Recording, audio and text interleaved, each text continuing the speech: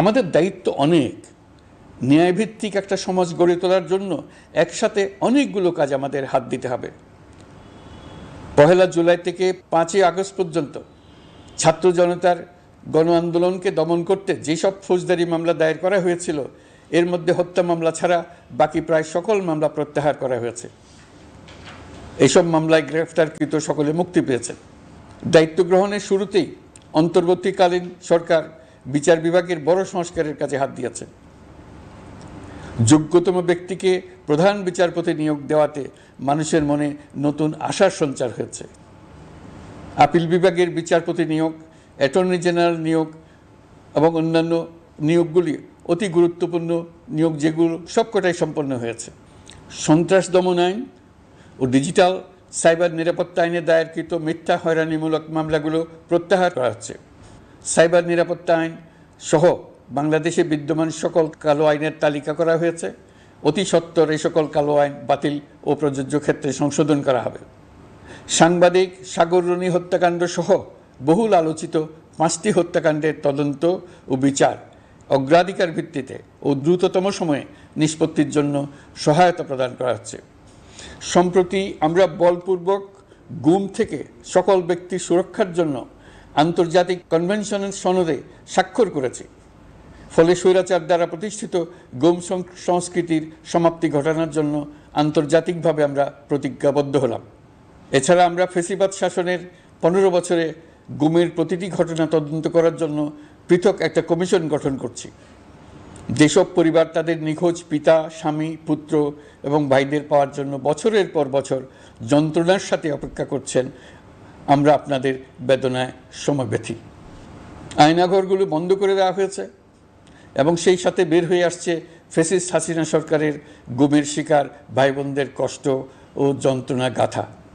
আমাদের তরুণ প্রজন্মের ভবিষ্যৎ যেন উজ্জ্বল হয়, সেটা নিশ্চিত করতে শিক্ষা ব্যবস্থার দিকে আমাদের পূর্ণ নজর রয়েছে। ইতোমধ্যে প্রথম শ্রেণী থেকে দ্বাদশ শ্রেণী পর্যন্ত বর্তমানের ত্রুটিপূর্ণ শিক্ষাক্রম পরিবর্তন করা হয়েছে। বই সংশোধন ও পরিমার্জনের কাজ শেষ পর্যায়ে আছে। এই সংস্কারের কাজ অব্যাহত থাকবে।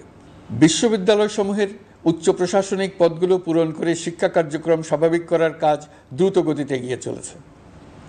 বেসরকারি শিক্ষা প্রতিষ্ঠানগুলোর পরিচালনা বোর্ডে দখলদারিত্বের রাজনীতি বন্ধ করার ব্যবস্থাও নেওয়া হয়েছে। আপনারা নিশ্চয় লক্ষ্য করেছেন, আমাদের প্রথম মাসে দেশের প্রায় সকল বিশ্ববিদ্যালয়ের উপাচার্য এবং উপাচার্য মহোদয়গণ পদত্যাগ করেছেন। উচ্চশিক্ষার ক্ষেত্রে এটা বিরাট শূন্যতার সৃষ্টি করেছে।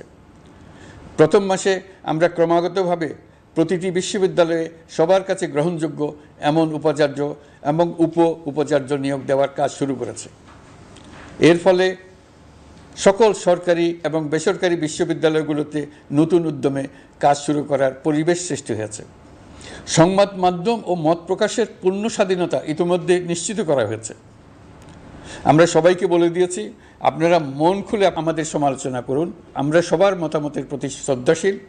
মিডিয়া যাতে কোনো রকম বাধা বিপত্তি ছাড়া নির্বিঘ্নে তাদের কাজ করতে পারে, সেজন্য একটা মিডিয়া কমিশন গঠন করা সরকারের সক্রিয় বিবেচনাধীন। আরও যেসব কমিশন সরকার সহ অন্য সবাইকে জবাবদিহিতার আওতায় আনতে পারে, আমরা তাদের পুনর্গঠন ও সংস্কারের উদ্যোগ নিয়েছি, যাতে তারা আরও শক্তিশালী হয়, জনকল্যাণে কাজ করে। দায়িত্ব গ্রহণের পর বিভিন্ন দেশের সরকার প্রধান টেলিফোনে এবং শুভেচ্ছা বার্তা পাঠিয়ে আমাকে অভিনন্দন জানিয়েছেন।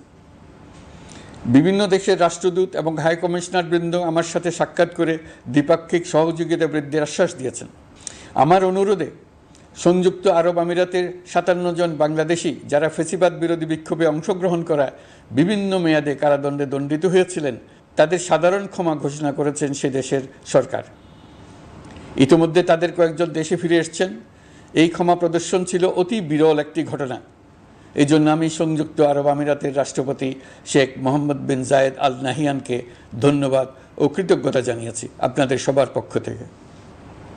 যে সমস্ত সরকার প্রধানের সঙ্গে আমার টেলিফোনে যোগাযোগ হয়েছে, তাদের মধ্যে রয়েছেন ভারতের প্রধানমন্ত্রী নরেন্দ্র মোদী, পাকিস্তানের প্রধানমন্ত্রী শাহবাজ শরীফ। আমরা ভারত এবং অন্যান্য প্রতিবেশী রাষ্ট্রসমূহের সঙ্গে সুসম্পর্ক চাই, তবে সেই সম্পর্ক হতে হবে ন্যায্যতা এবং সমতার ভিত্তিতে। ভারতের সাথে আমরা ইতিমধ্যে বন্যা মোকাবেলায় উচ্চ পর্যায়ে দ্বিপাক্ষিক সহযোগিতার আলোচনা শুরু করেছি। দক্ষিণ এশিয়ায় আঞ্চলিক সহযোগিতা বৃদ্ধির লক্ষ্যে আমি সার্ক রাষ্ট্রগোষ্ঠী পুনর্জীবিত করার উদ্যোগ নিয়েছি। আমরা চাই আমাদের দেশ যেন একটি গণতান্ত্রিক দেশ হিসেবে বিশ্বের কাছে সম্মানের সাথে পরিচিত হয়। দেশের পরিকল্পনা যেন দেশের মানুষ কেন্দ্রিক হয়, কোনো নেতা বা দল কেন্দ্রিক না হয়।